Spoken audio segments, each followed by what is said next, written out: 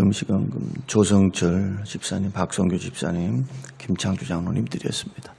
아버지 하나님, 생명을 살리시기 위해 아낌없이 주님의 목숨을 버리시고 그 십자가의 험한 고통을 받으사 죄인된 우리들을 구원해 주신 것을 고맙고 감사합니다.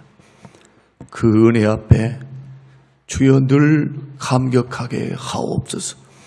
그 사랑을 늘 가슴 깊이 새기게 주님 택한 백성들에게 은혜를 베풀어 주옵소서. 그 사랑이 또 다른 사랑을 낳아 지옥 가는 많은 사람들, 앞뒤 좌우를 분별하지 못하여 멸망길로 걸어가는 많은 사람들이 주님 앞으로 돌아오는 귀한 계기가 될 수 있도록 우리를 사용하여 주시옵소서. 감사드리며 예수님 이름으로 기도합니다. 아멘.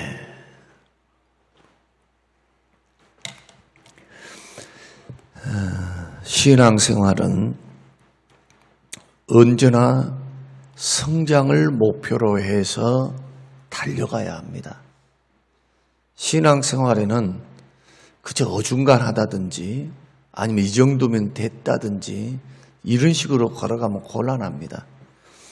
신앙생활은 분명히 믿음의 분량도 예수 그리스도, 우리가 섬기는 방법도 목적도 예수 그리스도, 성장과 변화를 향해서 자꾸 추구를 하셔야 돼요. 어린아이가 자라듯 영혼도 자라게 되어 있습니다. 멈추는 순간 병들어 있는 겁니다. 변화가 일어나야 합니다. 성숙과 성장이 일어나야 합니다. 그러나 신앙생활의 과정은 언제나 처음처럼 마셔야 돼요. 언제나 처음처럼. 내가 예수 그리스도를 처음 만났을 때. 여기서 언제나 처음이라고 하는 것은 그저 처음 있는지도 모르는지도 모르는 주님, 그 주님을 체험도 않고 그 예수님을 믿지도 않으면서 누군가에 이끌려서 나왔던 그때를 말하는 게 아니라 1년이 됐든 2년이 됐든 3년이 됐든 예수 그리스도가 믿어지고 그분이 나를 위해서 십자가에 죽어주신 그 십자가의 사건이 분명하고 내가 죄인됨을 분명히 내가 고백하고 나를 구원하신 분이 예수 그리스도신데 나를 위해 십자가에 죽어주심이 분명히 믿어졌던 그때, 중생한 그때, 확신하고 체험했던 그때의 그 마음가짐, 그때 이걸 가리켜 은혜 받았다 그렇게 말합니다. 은혜라고 하는 것은 어떤 감정의 충만함이 아닙니다. 말씀을 들었는데 어떤 도전을 받았다, 그게 감동받은 거예요. 그 은혜 받은 게 은혜 받았다고 말을 하는데 좀 용어가 틀립니다. 나는 오늘 하나님의 감동받았어. 이렇게 돼야죠. 주관적으로 감동을 받는 거예요. 은혜는 객관적입니다. 은혜는 받을 만한 자격이 없는 자에게 부어주신 그 은혜니까 은혜는 하나밖에 없어요. 나를 위해서, 죄인된 나를 위해 십자가에 죽어주신 그 그리스도의 은혜 때문에 나에게 구원 주신 은혜. 그래서 구원의 은혜가 성경이 말씀하고 있는 유일한 은혜가 됩니다. 그 다음에 일어나는 모든 은혜 받았다라고 하는 것은 주께서 삶 속에서 우리를 도우셨다, 말씀을 깨닫게 하셨다, 이제 이런 종류의 은혜인 겁니다. 그러나 진정한 은혜는 십자가의 은혜밖에 없어요. 구원받은 은혜밖에 없습니다. 이런 구원의 은혜를 내가 받았다면 은혜 받았던 그 모습, 은혜 받았던 그 첫사랑의 모습 변질되지 말고 끝까지 믿음 지키면서 그렇게 걸어가셔야 돼요. 우리 장로교인들이 오해한 것 중에 하나가 뭐냐면 성도의 견인교리입니다. 나는 한번 구원받았으니 하나님이 끝까지 책임지신다는 말씀을 나는 아무런 책임하지 않아도 되고 믿음 지키지 않아도 되고 나는 별짓 다 하는데 구원받을 수 있어. 그 구원파입니다. 그 이단이에요. 절대 그렇지 않습니다. 여기서 말씀하는 성도의 견인이라고 하는 것은 뭐냐 하면 끝까지 견디고 인내한다는 거예요. 아무리 고난이 오고 시험이 오고 어려움이 와도 타락하거나 잠깐은 타락할 수 있어요. 그러나 다시 회개하고 돌아와야 돼요. 하나님께서 징계도 하고 하나님이 가르치시기도 하고 하나님께서 바른 방향으로 인도해 갈 때, 말씀하실 때, 성령이 역사하실 때 진짜 구원받은 사람은 회개하고 돌아온다는 뜻이에요. 이것이 내가 아무것도 안 해도 된다는 것이 아니고 성경은 끝까지 견디는 자, 인내하는 자가 구원받는다잖아요. 계시록에서는. 승리는 누가 합니까? 끝까지 견디는 자예요. 믿음으로 견디는 자. 이게 견인입니다. 그래서 믿음의 길을 걸어갈 때 우리들이 끝까지 고난도 이기고 인내하면서 그리고 환난을 이기고 세상과 싸워서 이기고 죄악과 더불어서 이기는 이 신앙생활을 끝까지 해나가는 데 있어가지고는 중간에 변질이 돼가지고 믿음이 뒤로 물러간다든지 히브리서 10장 마지막 부분을 보면 믿음이 뒤로 물러가 버려요. 주님이 저를 기뻐하지 아니하리라. 오직 의인은 믿음으로 말미암아 산다.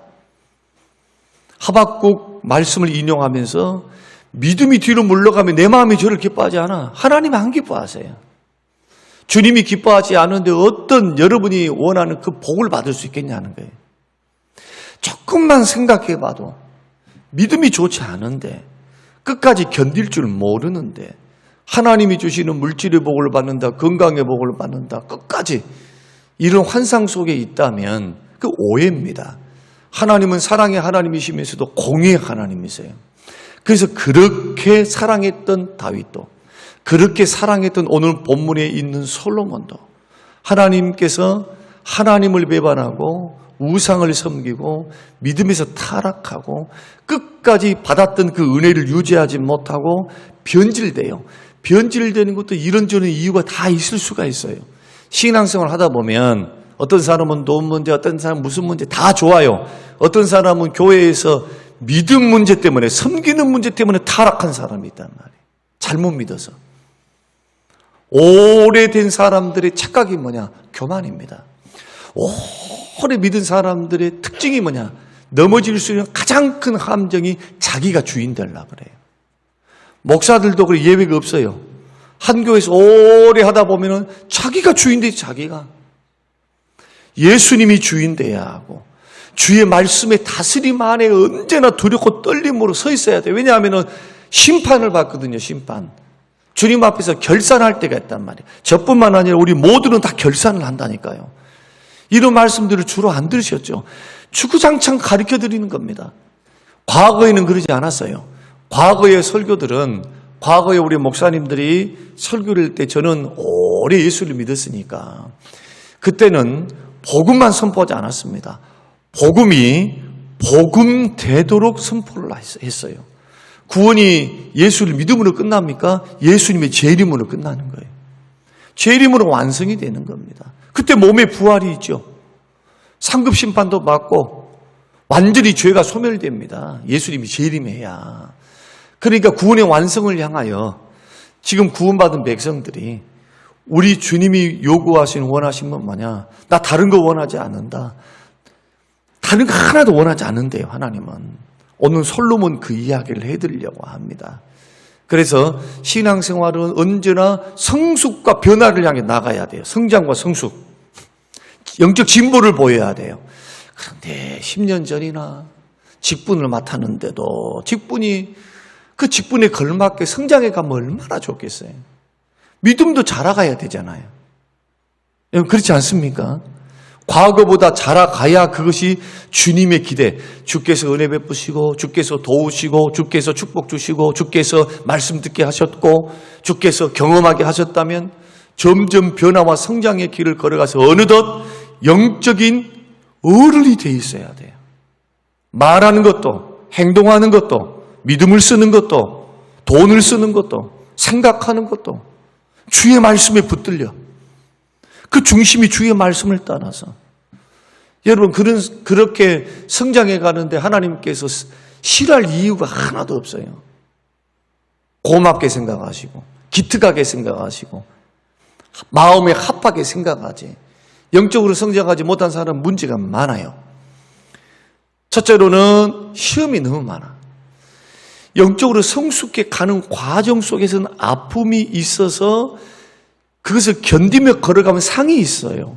그러니까 성숙하지를 않고 제자리를 멈춰 있다는 것은 마음이 어떻게 된다는 거냐? 기쁨도 없고 감격도 없고 주님을 사랑하는 마음도 있는지 없는지 잘 모르겠어요. 그냥 뭐 봉사하니까 나와서 봉사하고 예배하고, 만약에 이런 식으로 영적으로도 주님을 알아가는 거, 사도 바울은 주님을 평생 알기를 원했어요. 하나님의 사랑의 깊이 넓이. 그렇게 대사도도 평생 동안 그리스도와 그리스도의 십자가의 사랑을 깊이 있게 알기를 원하나이다. 왜냐하면 시간이 지나가면 퇴색이 돼요. 처음에 예수 만났던 그 뜨거운 사랑에서 점점 식어진다. 이게 식어져.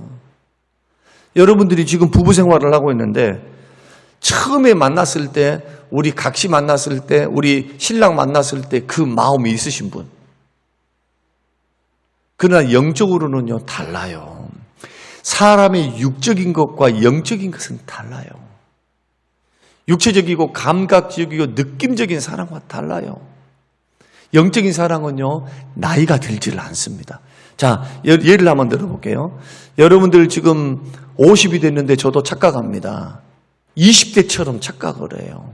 운동도 막 1시간만 2시간 할 때가 있습니다. 그러면 꼭 탈납니다.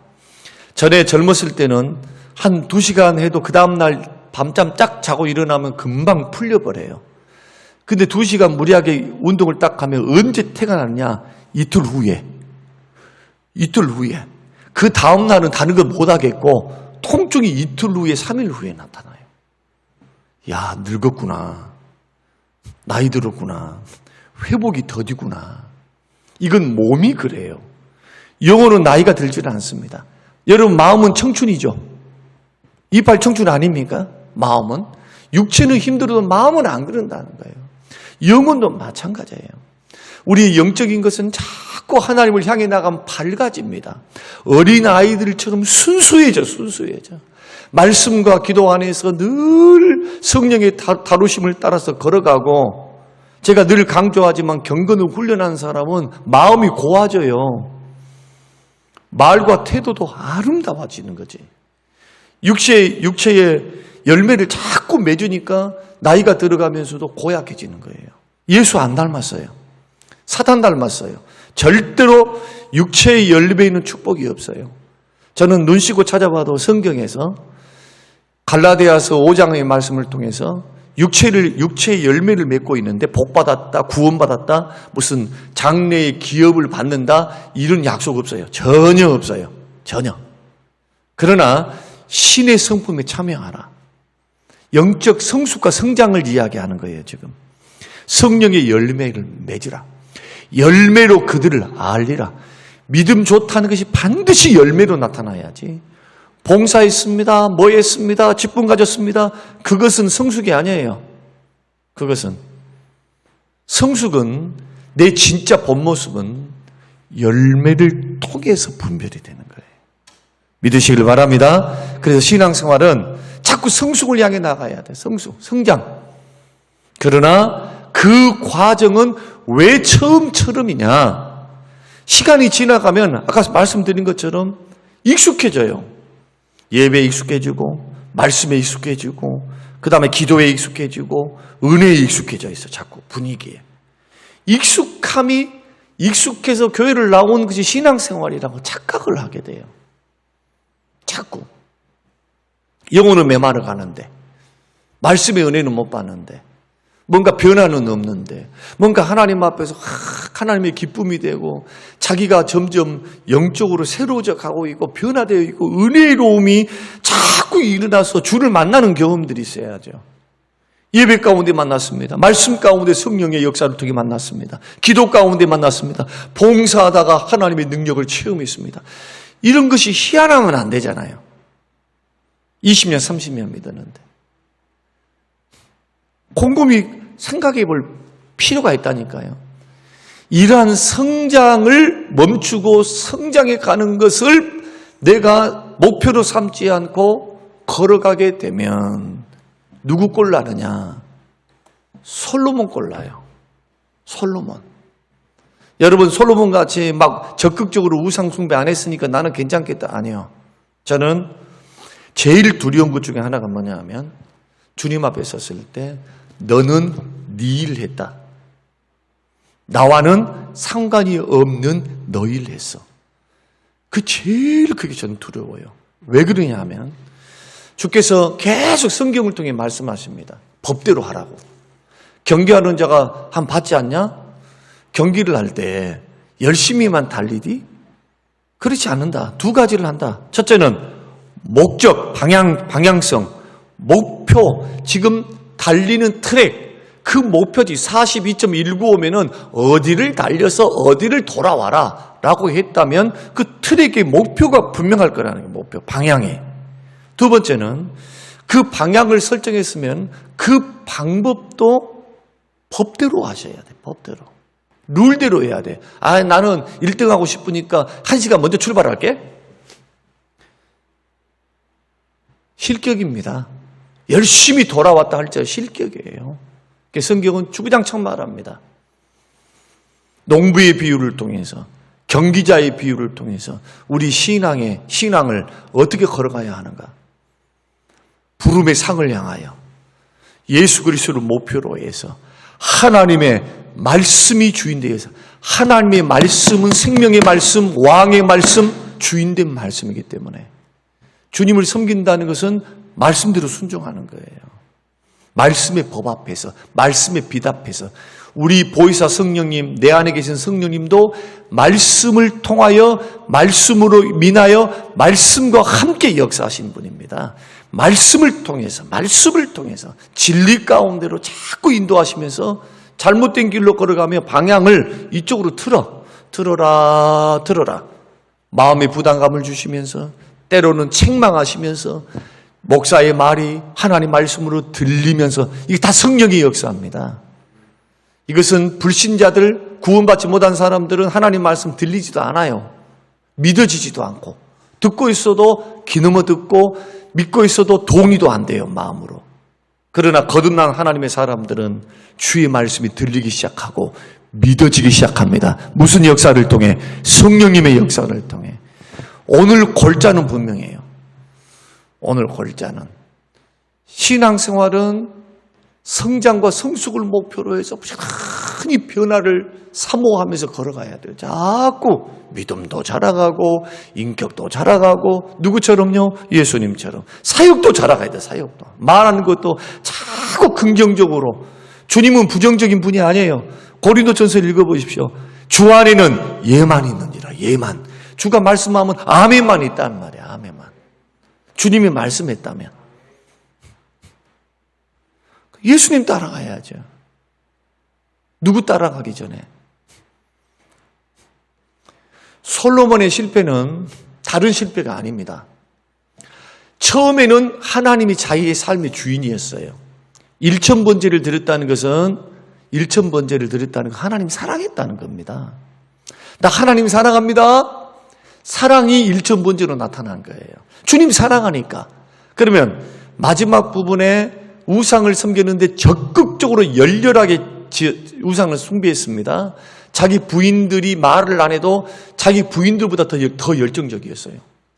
심지어는요, 몰렉 신에게 바치는 제사를 드리는 곳에 참여를 합니다. 그럼 몰렉 신은 뭘 바쳤대요? 하나님이 제일 싫어하는 거. 제사를 할 때 제일 싫어하는 거 뭘 바쳤어요? 자기 자식을 바치는 거예요. 자기 자식을. 사람을 인신공양하는 곳에까지 참석을 해요. 열왕기상의 말씀 보면 적극적으로 예루살렘 성전 옆에다가 바알과 아세라 신전과 1,000명이나 되는 그 부인들이 가지고 온 신전을 지어줘. 신전을. 자기가 참여하고 분향을 해요. 2번씩이나 그렇게 합니다. 2번이나 하나님 나타나셔서 그렇게 못하게도 말을 하고 징계도 말씀하는데 안 들어요, 절대로. 안 됩니다. 끝까지 갈라해요. 물론 마지막에는 회개하고 돌아왔지만, 그러나 주님께는 씻을 수 없는 치욕, 주님께는 베푸신 그 은혜, 부귀영화도 주셨고 구하지 않는 것까지도 주셨고 솔로몬을 칭찬도 하셨고, 그런데 하나님께서 한 자락 딱 깔았어요. 그때도 성전 낙성식을 할 때 주님이 또 말씀을 해요. 똑같이 말씀을 해요. 너희들이 말씀을 따라서 순종하며 잘 걸어가면은 계속해서 복을 받지만, 그러나 또 우상을 섬기고 나를 버리게 되면은 아무리 이 성전이라 할지라도 주께서 기뻐하지 않는다. 주께서 축복을 주실 수 없고 심판하겠다고 분명히 못을 박아놨어요. 조건이 뭐냐? 끝까지 믿음 지키는 겁니다. 여러분 복받고 살려면 여러분의 생애와 삶 속에서 주님 앞에서 딱 상급 심판 받았을 때 주님이 인정하신 것으로 인정되기를 원한다면 주님이 가르치신 대로 하셔야 돼요. 사람의 룰대로 전통대로 하지 말고 누가 뭐라고 말하든 주께서 말씀하신 원리를 따라서 봉사도 하고 섬기기도 하고 그렇게 걸어가야 하는데, 그러기 위해서는 언제나 처음 가졌던 그 마음 가져라는 거예요. 순수했던 마음. 주님이 나의 왕이 되었고 주님을 위해서는 주인 되시고 생명 되신 주님을 위해서는 무엇이든 할 수가 있었어. 그때는 무슨 내가 이 봉사하면서 사람 앞에 인정을 받는다, 무슨 내가 뭐가 되기 원한다, 무슨 축복을 받는다, 그거 없어. 그거 처음 첫사랑 받았을 때 나를 위해 십자가에 죽어주신 그 은혜에 그냥 은혜면 됐어. 은혜면 그 은혜 자체가 감사한 거예요. 은혜 자체가. 나 같은 것을 위해 주님이 십자가에 죽어주셨다니, 나를 위해서 주님이 그렇게 목숨을 버리셨다니, 그 은혜를 내가 어떻게 보답할고 그 마음으로. 시간이 지나가면서 솔로몬이 실패했던 원인은 자기가 주인된 거예요. 자기가 주인된 사람의 특징이 뭐냐? 내가 하고 싶은 대로 해요. 말씀 아무리 말해봤자야, 설교를 들을 때도 아무리 말씀해봤자야 내 마음에 안 들으면 자기가 주인되어 있는 사람은 수용을 안 해요. 동의하면서 아멘 주님 그렇습니다 아멘. 일이 돼야 될 터인데 여러 가지 요인으로 마음속에 자라나 있는, 하나님보다도 다른 것이 자기가 주인되어 있으면 안 들려요. 열매를 못 맺어. 성령께서 그렇게 강조를 하고 도전을 해도 옛날 같으면 그것이 회개의 기회가 되고, 옛날 같으면 그 말씀을 통해서 삶의 변화의 길로 걸어가려고 할 텐데 그대로 멈춰버립니다. 그래서 주님이 나타나가지고 2번이나 말한다니까요. 경고하면서. 성경을 읽어보세요. 주님이 기브온 산당에서 일천 번제를 할 때 나타나서 음성을 들려줬다면, 그때는 축복을 주시 기특하다 너 그 음성이었다면, 우상을 주장창, 솔로몬이 성전 낙선식 할 때 음성 한번 들었고 그 다음에는 주님 안 나타나요. 축복받고 있을 때도 안 나타나. 말도 안 하셔요. 40년 동안 왕 위에 있으면서요, 주께서 그 행동을 보고 계시면서도 어떻게 하고 있는가. 엄청난 축복을 솔로몬 끝까지 주십니다. 왜? 하나님이 부귀영화를 주겠다고 말씀하셨거든. 그리고 솔로몬에게 끝까지 그 죄를 지어서도 은혜를 베푼 것이 주가 아버지 때문에. 내 마음 같아서는 너의 때에서 나라를 쪼개어서 10개는 줘버리고 2개만 니한테 주고 싶은데, 그래도 하나님의 은혜성이 거기도 나타나요.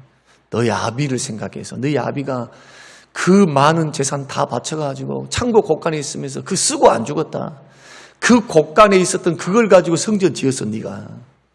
누가 지은 겁니까? 솔로몬은 아버지가 다 해놨던 것을 가지고 지은 거예요. 그 모든 재원을 다 누가 마련했답니까? 다윗이 한 거예요. 다윗이. 손으로 짓지 못할 뿐이지 물질. 그러니까 하나님은 다 보고 계산하고 계세요. 다 알고 계신단 말이에요.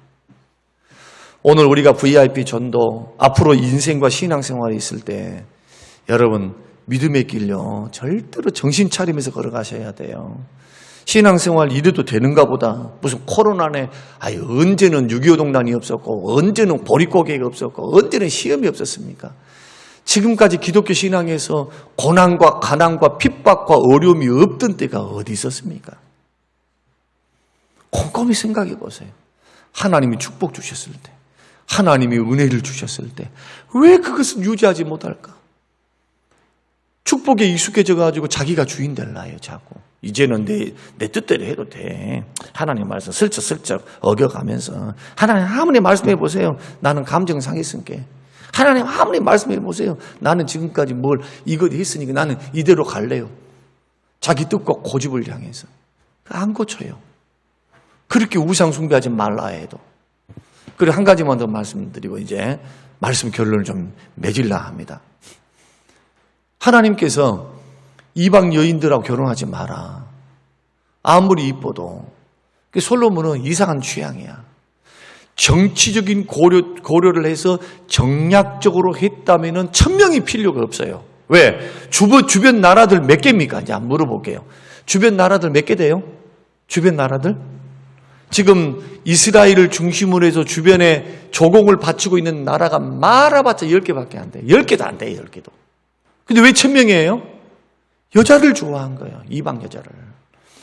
유대 여자가 아니고 이방 여자를 좋아하는 거예요. 그러면 하나님께서는 이방 여자를 좋아하지 말라는 것은 그 여자들이 잘못됐기 때문인가, 이쁘지 않기 때문인가? 전혀 그렇지 않아요.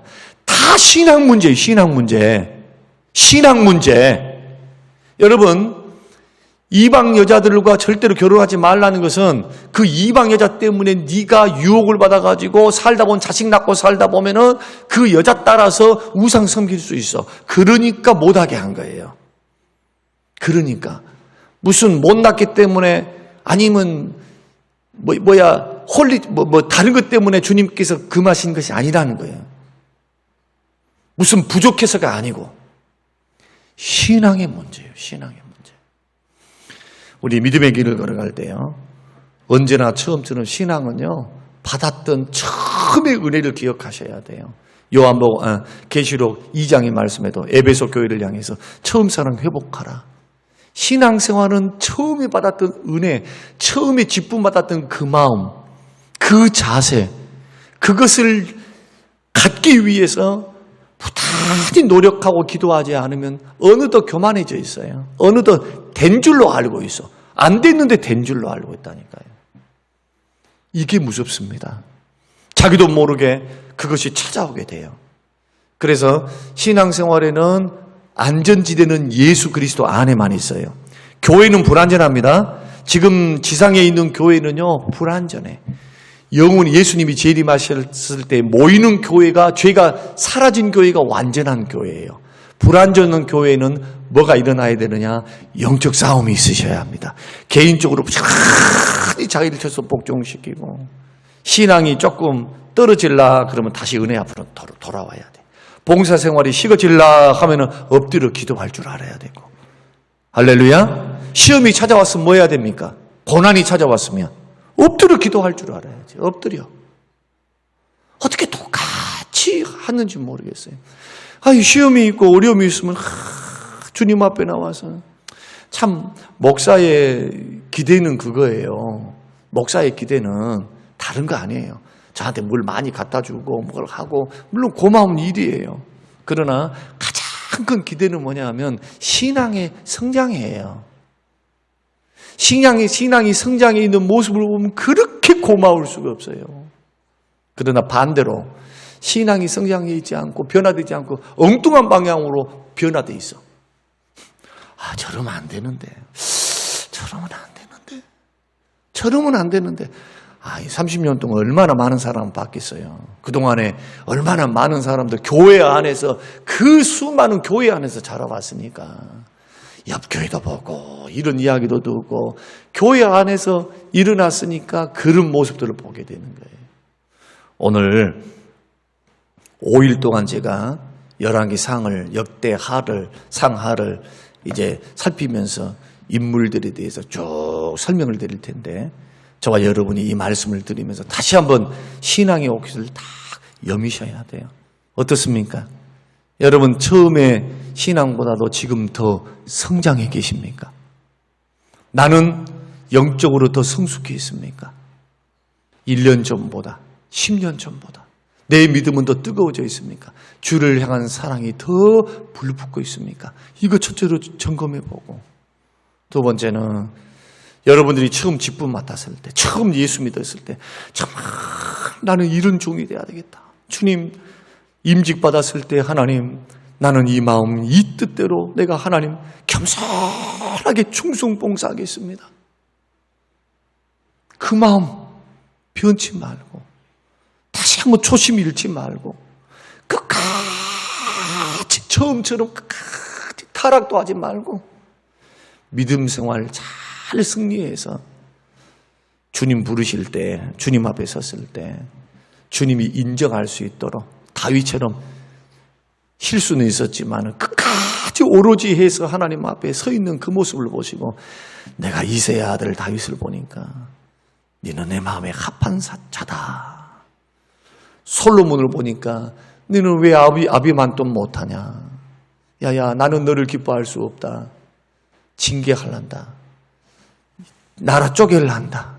그러나 너에게는 그냥 편히 죽을 수 있도록 네 때는 그렇게 안 할게. 그러나 네 자식 때는 축복 없다. 만약에 그렇게 한다면 얼마나 나 죽고 난 후에도 자식을 향하여 내 신앙의 잘못 때문에 하나님께서 그 책임을 물으신다면 얼마나 가슴 아픈 일이냐 말이에요. 우리 신앙생활 정신 차려 하게 되시기를 주의 이름으로 축원합니다. 이 말씀이 저와 여러분의 거울이 되어서 좀 신앙생활에 노력하세요. 해보려고. 하나님 말씀 들을 때도 예배 드릴 때도 기도할 때도 봉사할 때도 마음을 실어서 처음부터 끝까지 승리할 수 있도록 여러분 마음을 다잡고 승리의 길을 걸어갈 수 있는 저와 여러분이 되시기를 주님의 이름으로 축원합니다. 고마우신 하나님 아버지, 오늘 주시는 귀한 말씀을 받습니다. 다 된 줄로 여기지 않게 하옵소서. 우리 믿음의 길을 걸어갈 때, 신앙의 길을 걸어갈 때 어찌 시험이 없을 수 있사오리까? 그러나 하나님, 우리의 마음이 변질되거나 우상을 섬기거나 하나님 이외에 다른 것이 내 마음에 들어와 내가 주인 되는 어리석은 길 걸어가지 않도록 하나님 우리의 심령들을 고치시고 깨닫게 하실 때 결단하며 변화의 길, 성장과 성숙의 길 걸어가도록 축복하옵소서. 감사드리며 예수님 이름으로 기도합니다. 아멘. 하늘에 계신 우리 아버지, 이름이 거룩히 여김을 받으시오며 나라에 임하옵시며 뜻이 하늘에서 이룬 것 같이 땅에서도 이루어지이다. 오늘날 우리에게 일용할 양식을 주옵시고 우리가